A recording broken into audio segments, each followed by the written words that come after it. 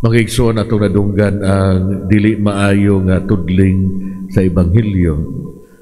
Nagisgot sa kasundaluhan, kalamidad, gubot, kagubat, nagpungasi nga mga balod ug ang dinaguok sa dagat. Si Jesus nagsulti sa umaabot nga pagkagunob sa Jerusalem ug ang mga imahin sa katapusan sa panahon. Sa atong panahon karon kita makahuna-huna sa gubat, terorismo, baha, ngano ang kalibutan adunay dautan nga mga lugar usahay.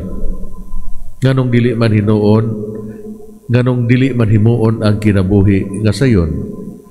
Nganong daghang mga inosente nga kinabuhi nga magantos.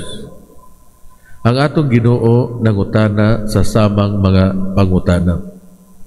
Ang tanang dautan nga atong nakita nagagikan sa gitawag natong original sin, gikan sa pagkahulog ni Adan. Dili plano sa Ginoo kining tanan nga mga pag-antos, pero gitugutan niya kini. Gitugutan niya kini kay iyang girespetuhan ang atong kagawasan. Gitugutan niya kini tungod kay nakahibalo siya nga magdala kini og kayuhan gikan niini. Ang pangutana makaigsuunan, giunsa nako paggamit ang akong kagawasan? Aduna ba ako'y pagsalig, pagtuo kang Kristo nga mahimong malaumon? Ang pagkapukan sa Jerusalem wala magpasabot nga gitalikdan sa Ginoo ang kalibutan.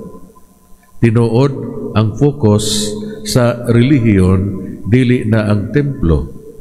Adunay bag-ong focus si Kristo nga tinuod anaa sa Eucharistia.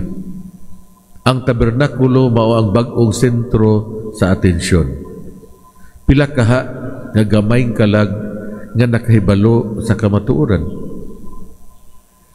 Kini ba nga kamatuoran maka-impluwensa sa paagi sa akong paglihok sa simbahan? Makaapekto ba kini sa paagi sa akong pagsinina kung musimba? Naningkamot ba ako sa pagsulod sa simbahan uban sa hustong kahimtang sa kasing-kasing o gunahuna? Ang matinud-anong pagsunod kang Kristo naghatag kanato og pinakamaayong kasiguraduhan nga ang atong kinabuhi adunay kahulugan.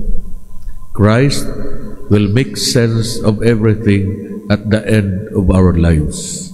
Ang tanan natong paningkamot sa pagpuyo sa Ebanghelyo angayan siya. Sa katapusang adlaw, basin daghan kitang mga pagmahay, pero dili kita magmahay sa mga butang nga gibuhat para ni Kristo.